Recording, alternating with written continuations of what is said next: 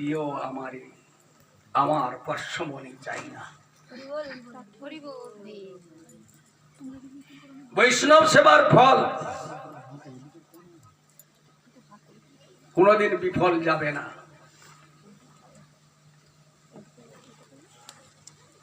তিনি সনাতন গোস্বামী বলে, যাও একে যমুনাতে ছুঁড়ে ফেলে দাও। আবার কেউ এসে আমাকে বিরক্ত করবে, আমার ভজনের ডিস্টার্ব করবে, অতএব একে ফেলে দাও। তুমি যমুনায় ফেলে দিয়ে মাথা মুন্ডন করে এক কাপড় নতুন বস্ত্র ধারণ করে আমার কাছে আসো, আমি তোমাকে অমূল্য সম্পদ দান করব। তিনি ওই পরশমণিকে যমুনায় ফেলে তিনি স্নান করে মাথা মুন্ডন করে তিনি সনাতন গোস্বামীর কাছে আসলেন। সনাতন গোস্বামী কি অমূল্য সম্পদ দিলেন? 108টি মালা একটি ঝোলার মধ্যে দিয়ে বললেন, হরে কৃষ্ণ কৃষ্ণ কৃষ্ণ হরে হরে, হরে রাম রাম রাম হরে হরে। এই 16 নাম 32 অক্ষর আমি তোমাকে দিলাম। তুমি ইহা জপ গিয়া সবে করিয়া নির্বন্ধ, ইয়া হইতে সর্বসিদ্ধি হইবে সবার, সর্বক্ষণ বলইতে বিধি নাই আর। কি ভজনে কি শয়নে কিবা জাগরণে, অহর নিশি চিন্ত কৃষ্ণ বলহ বদনে।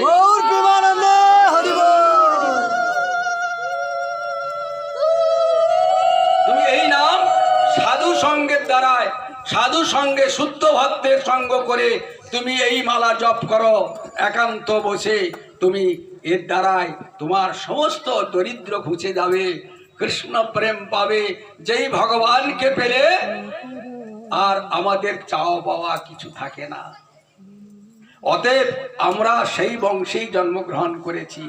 অতএব আমরা যেন ভুল করে ভগবানের কাছে যেন কিছু চাই না। গীতাতেও বলছে, তুমি কর্ম করো, কর্মফলের আশা তুমি করো না, আমি তোমাকে ঠিক দিয়ে যাব। তুমি গাছ লাগিয়েছ, গাছে ঠিক ফল ফলবে। অতএব কৃষ্ণ নাম বীজরূপ আমি তোমাকে দিয়েছি তোমার হৃদয়ে রোপণ করে। তুমি কি করবে? সাধু সঙ্গে চৈতন্য চরিতামৃতে বলছেন, শ্রবণ কীর্তন জলে করয়ে সেচন। তোমার বৃক্ষটা কি করে বৃদ্ধি করবে? শ্রবণ আর কীর্তন, সাধু সঙ্গের দ্বারা। এই জগতে অনেক রকম সাধু আছে, সাবধান। ওই রকম অসৎ সাধু সঙ্গ করে কোনদিন তুমি কৃষ্ণ প্রেম পেতে পারবে না। তা আমি সৎ সাধু বলে কি করে বুঝবো? সৎ সাধু কাকে বলছে? সাধু ভাষাটা কোত্থেকে এসছে?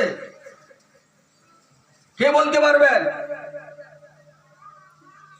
আরো 2-1 তো আমি এক জায়গায় পাঠ করেছি, আপনারা বলতে পারছেন না কেন? এইটাই, যিনি সৎ এবং নিত্য বস্তু নিয়ে থাকেন তাকে সাধু।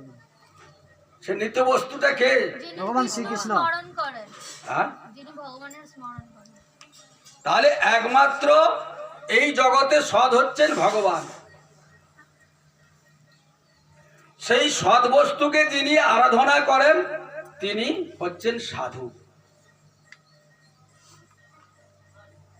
ওই রকম সাধু যিনি নিরন্তরময় ভগবানের কৃষ্ণ চিন্তন করেন, গোবিন্দের প্রসাদ ছাড়া যিনি গ্রহণ করেন না, ওই রকম যে ভজন পরায়ণ যে সাধু, ওই রকম সাধুর তুমি চরণাশ্রয় করো, তাহলে নিশ্চয়ই তুমি কৃষ্ণ প্রেম এই জীবনেই তুমি লাভ করতে পারবে। রূপানুগ সাধু জন ভজন।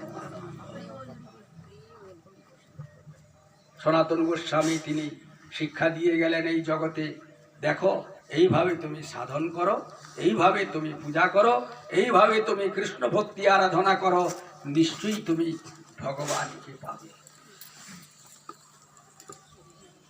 অধিক বেলা হয়ে গেছে, আজকে এই পর্যন্তই সমাপ্তি করছি। একটা কীর্তন ভালো করে করো, যাতে সুন্দর সকলে একটু গাইতে পারে, নাচতে পারে।